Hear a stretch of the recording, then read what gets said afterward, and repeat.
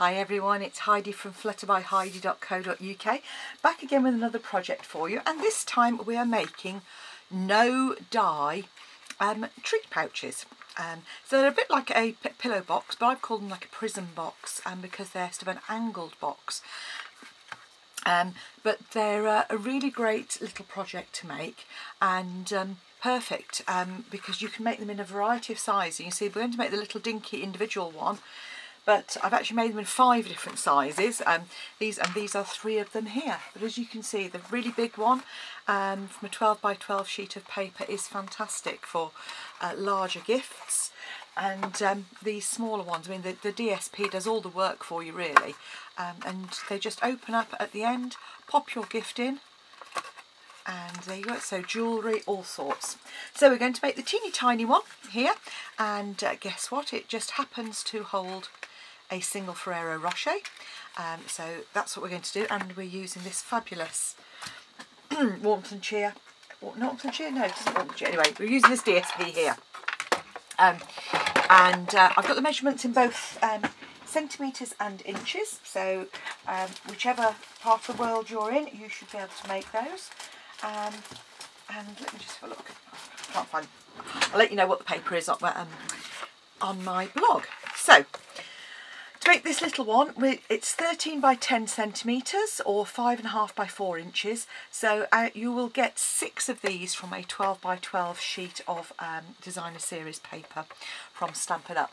So the first thing you're going to do is score on the long edge at 3 centimetres,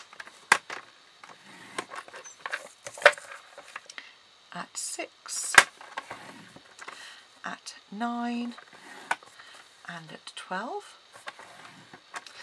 Pop your score board or your trimmer away, and now you need a ruler and a scoring tool. So you're then going to measure in at 3 centimetres from either edge on the far edge. So literally line it right on the edge and make a little mark. On the middle score line, and then on the bottom score line. Make sure it's on the score line, not on the end when you're doing the narrow tab. Turn it over and do exactly the same. So 3 centimetres in, 3 centimetres in, and the same on the edge here. And then quite simply you're going to join those score lines up. So this one on the end here, you're going to join to the top of the middle score line, score, and this one on the middle up to the corner.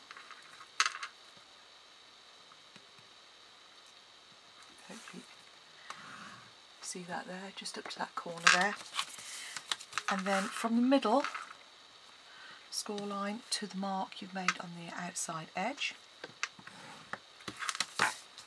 and from the middle score line, the inner one, to the mark on the narrow score line. Then repeat that on the opposite side. So I tend to start in the middle, just find it easier. So just line your ruler up, press nice and firmly,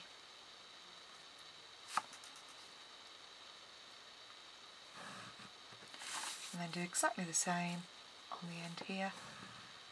So from the middle to your top edge, and then from the middle to your mark. So hopefully you can see that there. You've got a kind of crisscross pattern, you might be able to see it easier there. There you go, on the back.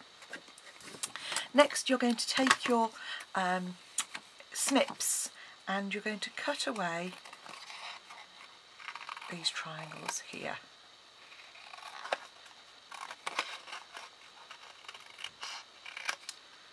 And cut that away as well.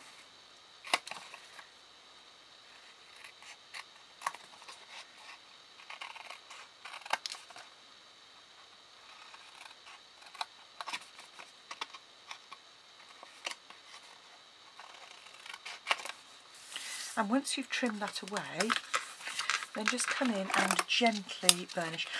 Just remember this, you know, this DSP is a lightweight cardstock. So don't press too hard when you're scoring, and likewise don't burnish too hard when you're reinforcing.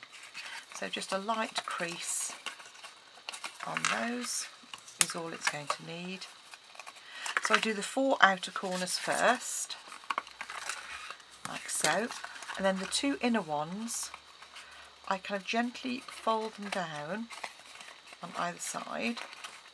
See there? I should probably gather I'm filming in the dark because it is, although it's only 7 o'clock here, it is now autumn, so it is very winter-like. And just score those like so. Open it back up, and then what I want you to do is fold it all up, which is how it's going to be. Then just take one of your circle punches, and I've got the 1-inch punch here. It really doesn't matter which one you use. And just take the tips off. Probably had little bits of paper flying everywhere, like so. Open it up, and I'm going to put my fuse around this edge here.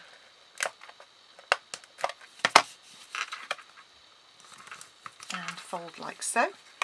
And then all you need to do is fold those back 2 in first, then fold the front ones in, and there's your little pouch.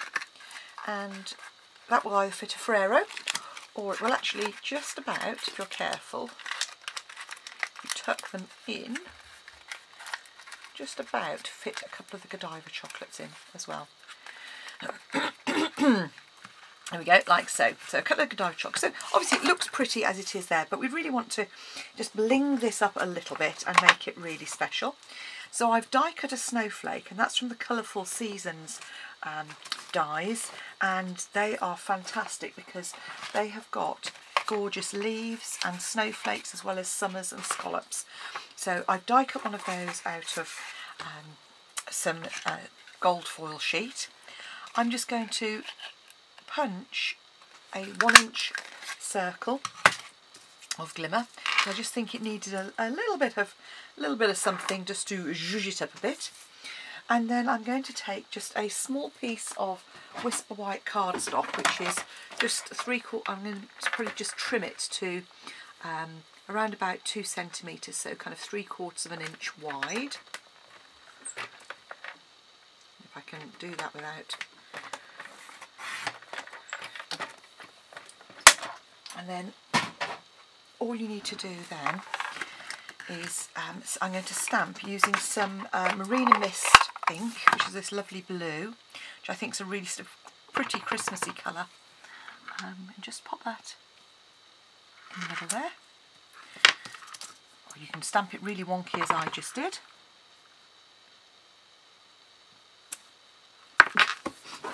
I'm doing a rubbish job on that. Oh dear, right. New piece of cardstock. Part of the problem is I don't sit on a standard stool. I don't sit in a normal chair. I suffer with a bad back, so I have a kneeling stool, and that works really well for me. The only problem is my dear old kneeling stool died. It collapsed on me. So in fact, right, let's see if we can get this better now. So I'm sitting down more. There we go. And not doing very well, clearly. And then to tag the ends, all I do is I just snip like up the middle, and then from either side. I mean, obviously, if you've got a tag topper punch, then that's great. You could use that, but on these small bits, it's actually quite tricky. So there we go, thinking of you at Christmas. And all that's left to do is just layer those up. And to do that, literally, all I did was pop some fuse on the back, add my snowflake, a bit more fuse on the back to add my glimmer circle, and then a bit more fuse. And lo and behold, you've got a pretty little table decoration to give somebody, which holds either a Ferrero or a couple of Godiva squares. So pretty little prism box ready to decorate your table. And you can make these in all sorts of sizes. I'll have a tutorial available to purchase to make all 5 sizes of these if you want to use them for your classes. I hope you've enjoyed, and I hope you come back and see me again soon and make some more projects with me. Thanks for watching. Bye now.